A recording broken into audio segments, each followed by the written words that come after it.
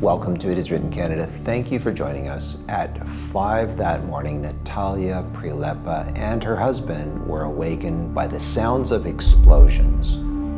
It was the 24th of February 2022, the day the war started. They looked out their two-bedroom 11th floor apartment window in Kyiv and witnessed the explosions.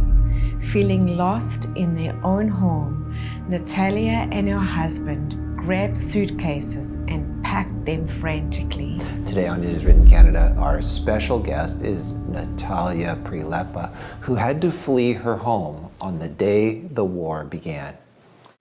Nataliia, welcome to It Is Written Canada. Thank you for letting me be here. I'm happy to share my story. So, Nataliia, can you take us back to your beginning? Tell us a little bit about yourself and your family. I come from a very small town in Kyiv region. It's called Ukrainka. It's located just 35 kilometers from Kyiv. So this is the place where I was born, where I grew up, and where I had been living all my life before the war. This is a place where I was married and where my son was born, so I have a lot of memories connected to that place. It's a beautiful place. It's surrounded by two rivers and a forest with so many nice, friendly and happy people. In 2012, we moved in our own apartment on the 11th floor. And that was such a special place for us, our family nest. You know, we were dreaming about having our own space with my husband, and so we moved in 2012, and it wasn't a big apartment, it was just a small apartment. And we had a tiny kitchen, but we enjoyed spending time in that kitchen with my husband. After a long day at work, we would drink tea there and having those very warm, heartfelt conversations, discussing everything in the world, planning something, dreaming about our lives. With such a beautiful description, did you ever dream that there would be war? No, of course not. It was something that I would say no one expected. We were just living our normal lives and we had no idea that something like that was coming. So what do you remember about that morning when you woke up? It was 24th of February, 2022. Cold, it's in the middle of winter. What do you remember? Yeah, it feels like I remember every single detail of that morning. It was Thursday, around 5 a.m. It was still dark. We were sleeping in our bedroom with my husband, and then suddenly we woke up to the sounds of explosions. And because our apartment is overlooking the city of Kyiv, in the past we could see some fireworks. But that morning we knew for sure those were not fireworks. So there was a girl who lived just above our apartment. She was an 11-year-old girl, and she moved to our town from previously occupied eastern part of Ukraine. So she witnessed the war before and the explosions. And after the first explosions, I heard her screaming at the top of her voice. And I knew right there and then that something was wrong, something was going on. So we got up, we went to the kitchen, we looked out of the window, and explosions didn't stop. They were going on, and we were just standing there and watching those fireballs. The intensity of fear inside me made me unable to utter anything. And then immediately I went on the internet and I read the headlines in red saying that the war had begun. And, you know, I couldn't say anything. I was just standing there, and my husband hugged me so tightly. In the first moments, I didn't know what to think, what to do. I was lost. But then I asked my husband to get the suitcase, and I started packing very quickly. My son was still sleeping because it was early, and my husband went to get some gas to put it in the car just in case if we needed to run away right away, you know, and just maybe withdraw some cash so that we could be prepared. And then he left, and a little after that, my son woke up. And he came to me and he said, "Mom, am I not going to school? What's going on?" And I said, "No, sweetie, you're not." And he was so happy, he was happy as happy as a child can be in such moments because, no school and was good news for him. But I was heartbroken. I was looking at him being so happy and not realizing what was actually going on. And I knew in that very moment that his life was never going to be the same again. So it was a shock for all of us. So Nataliia, you packed all your things, put them in the car. How did you know where to go? I didn't really. All I knew was that we needed to get to the Polish border because Poland seemed a safe place for me, but Ukraine wasn't a safe place anymore. So I needed to get somewhere safe and escape from that frightening reality. And Nataliia, what was it like traveling in your car from Kyiv to the Polish border, and how long did it take? It wasn't easy because normally the trip to Polish border took us around 8 to 10 hours, but this time it took us 4 days because of all the people on the roads running away. There was very heavy traffic. Cars were just standing there, barely moving. So we were sleeping in the car, we were eating in the car. It was hard, and we were worried that we would not have enough gas in the car because, the way is very long and the gas stations were empty. And that was another miracle from God. Somewhere along the way, a guy just came up to us and said, "I have some extra fuel in my car. Would you like to get it from me?" And we said yes, of course. So we bought it from him, and that's what helped us. Yeah. What about food? We had some food for us, but of course we couldn't have enough for 4 days. So there were lots of people standing on the side of the road and offering food to those running away. And it was amazing because those people were also living in the country where there was war, but they were willing to help. So the people were very united in that moment. But driving for 4 days, and it's in the winter, so even with extra gas, you got to turn off your car every now and then. So how did you keep warm? Yeah, we had some blankets, some warm blankets, but of course we couldn't turn the car off for too long. We tried to save gas, but we had a child in the car, so we couldn't really afford to stay in the cold car for too long because I was worried about my son. Was it just one car or 2 cars, or how many were traveling with you? Right, so there were actually 2 cars. In the other car there was my friend, and she had extra room, so that's why when we got to the border with Poland, my husband left, and then we just moved to my friend's car. And went through. How many were there in the car that was traveling with you? So it was your husband and yourself, and... Right, so there was my husband. He was usually mostly driving. Then there was myself, obviously, then my mom, my aunt as well, and my son. Yeah, so there were 3 people sitting in the back. My husband was driving. I was sitting in the front, so lots of people. And my aunt also had a cat with her, so we also had a cat in the car. Did you feel like God was with you? Yes, absolutely. He was leading us all the way from the moment we left our apartment, and he was carrying me in his hands. We were driving through one city, and we were reading the news, and we read that there were explosions in the same city that we just went past, but we were safe and we didn't even hear anything. He was keeping us safe. This is such a miracle for us. Everybody was so scared and lost, and I felt his presence like never before. That's incredible. So as you moved on, there was explosions behind you. Right. So he was guiding you and keeping you safe as you moved along. Yes. Nataliia, it must have been so heartbreaking for you to leave your husband at that Polish border. It was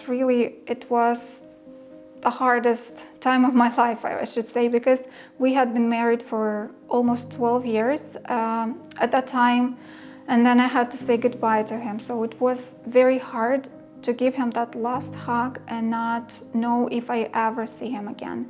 And it was even harder for my son because he's little. He was just 7 years old at that moment, and it was so hard for him to say goodbye to his dad. There were so many tears for all of us. It was really hard, emotional farewell. Yeah.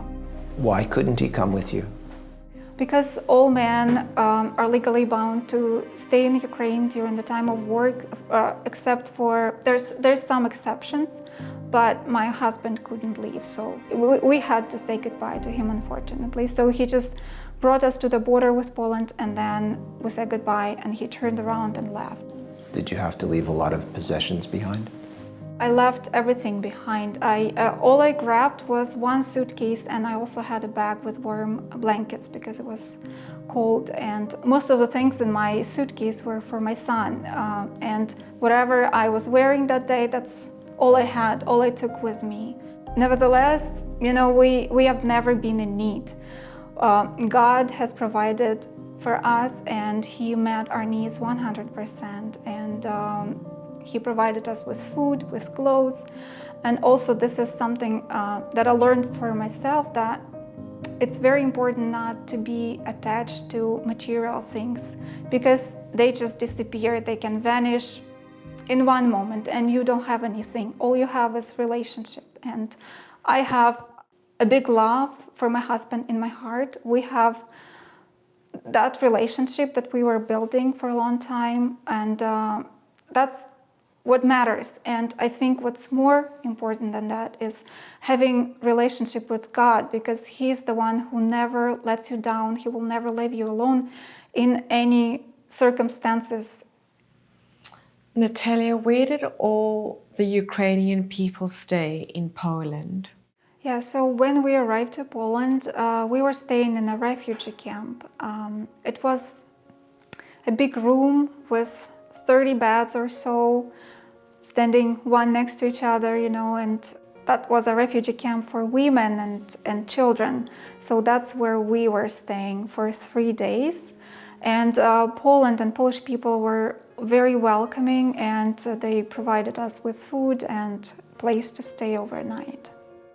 And then where did you go after that? So after that, I stayed in a refugee camp for 3 days, and then we went to my sister, who had already been in Poland by that time. She arrived a little earlier, 1 week before.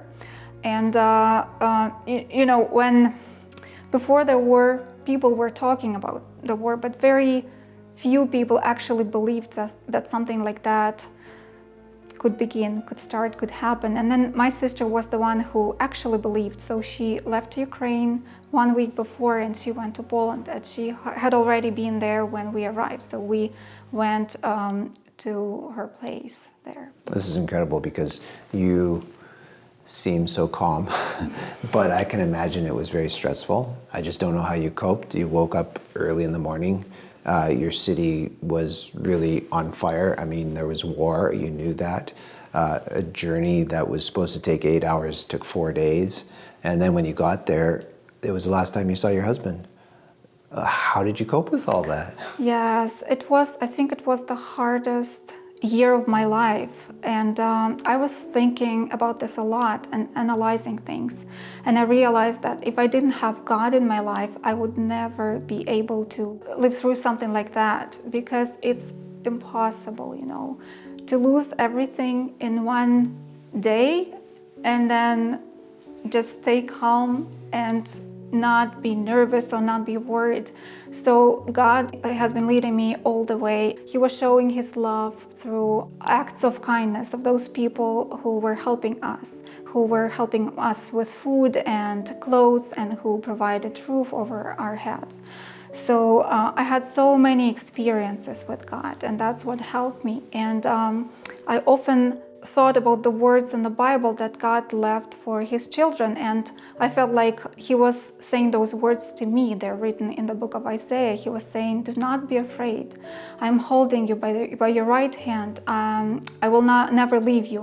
I will help you. Don't be scared. Don't be afraid." So, and those words really came true in my life, and that's what helped me. And He did help me. He was helping me, and He is helping me today. Nataliia, can you tell us how you ended up in Canada?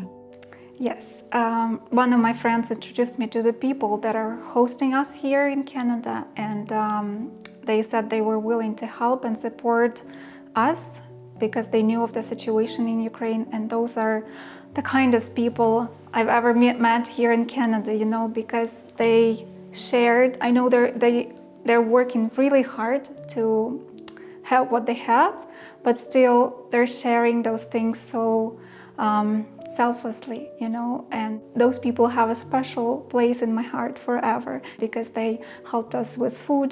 They paid for our food for a long time in the beginning when we arrived and when I didn't have a job, and they helped us with clothes and most importantly the house, the place to stay, so we didn't have to worry about that. So I'm really, really grateful to those people. That's amazing. So do you have a job in Canada? Yes, I do. I do have a job and I love it so much because I get to work with refugees and immigrants coming to Canada, and of course there's lots of people coming from Ukraine now. So I know exactly what those people are going through, and I feel like I'm able to help them and support them. And for me, it's not just a job, not just the means of making money. I feel like I'm doing something important. I'm helping people. This is what I like doing, and that's why I find this job very rewarding. And this is also a blessing from God for me to work at that place, because all my colleagues are so great, so friendly, and managers are very supportive. So I'm really, really blessed. What type of work did you do in the Ukraine before you came to Canada? I worked as an English teacher. I love teaching so much. I love kids, and I'm hoping to go back to teaching here in Canada as well. And now at my work, I do get to teach, and this is what helps me to put that passion that I have for teaching to life. You know, I enjoyed it in Ukraine. I still enjoy it, so that's why I like my job here. And Nataliia, can you tell us about your son, Vlad? Yes, well, my son is 8 years old now. We've been here for almost a year now. When we arrived, he was 7. But he's doing great. He loves Canada very much. And because I am an English teacher, I was doing my best to make sure that my son can communicate in English and speak English. So when we came here, it wasn't too hard for him to adjust. So it was easier for him to find friends. And also, he loves his school very much. It's a small school and a small community, so everybody is very united and everybody is willing to help and support us, my son and myself. So yeah, he likes it so much. He made lots of new friends, and also we go to church, and he made lots of friends there too. So church also is big support for us here.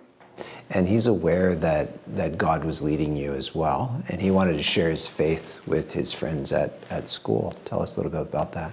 Yes, he loves telling people about God. He tells me all the time, Mom, I want to save all the people in the world. I want to tell them about God's love. So yes, he's doing his best as much as he can. He draws posters at school or tells his friends, and sometimes he gets upset because not everyone accepts that. So he comes to me, and then I need to find words to support him and, you know, comfort him. But yes, he's willing. He sees God's hand in my life and his life as well. And I'm also pointing that out to him because I want him to build those relationships with God as well. I think it's very important to have those relationships with God. So this is the way I'm trying to raise him. So yeah. Nataliia, I'm sure that Vlad must miss his daddy terribly. Yes, he does. He does miss his dad very much. But, you know, it's hard for him because he's a boy and he's looking for that father figure in every man that he meets. And I notice that he wants to spend time with men because he wants to find his father in someone, you know, so he does miss his dad. And thankfully they can communicate thanks to the internet. Now it's easier. So we do have communication, and my son calls him, or my husband can call us sometimes, and we use video calls sometimes. So my son likes to share some new dance moves that he learned, or some, I don't know, musical tunes that he created. So yeah, things like that. So that's what helps, I think. Yeah, but that's hard for him, of course. Yeah. So Nataliia, you made a very big decision. You left the Ukraine, you left your husband behind and came to a new country with a new culture.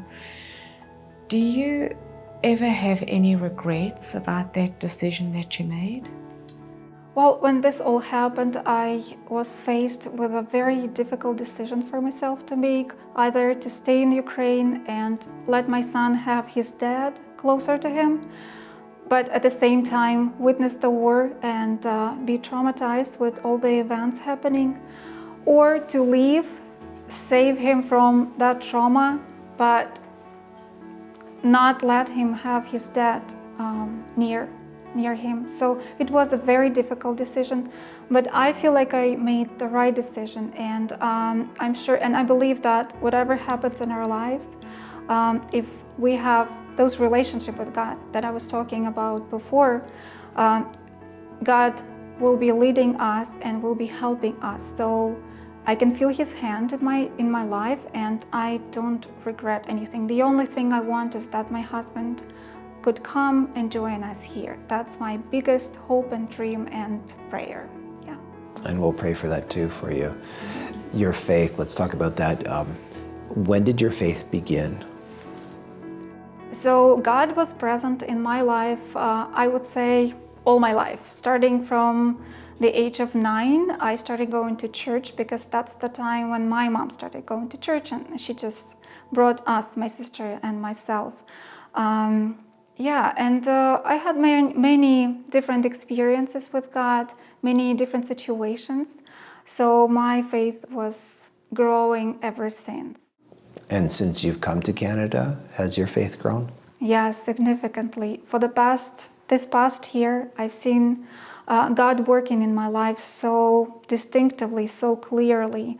And although it was a very, very hard year for me, and sometimes I cried because I grieved, and sometimes I cried because I was grateful to God and grateful to all those people helping us and supporting us. So, and God was showing His love through other people's and through other people and through other situations, different situations in my life. So we always learn something in bad or sad circumstances. So I learned a lot, and I feel like my faith, yes, has grown significantly, for sure. So Nataliia, our final question. Are there any Bible verses that you've been able to hold on to? Yes, there's so many beautiful verses in the Bible that help me live through this difficult time. But my favorite one is Psalm 23. I would like to read it, if it's okay, from the Bible here. The Lord is my shepherd. I lack nothing.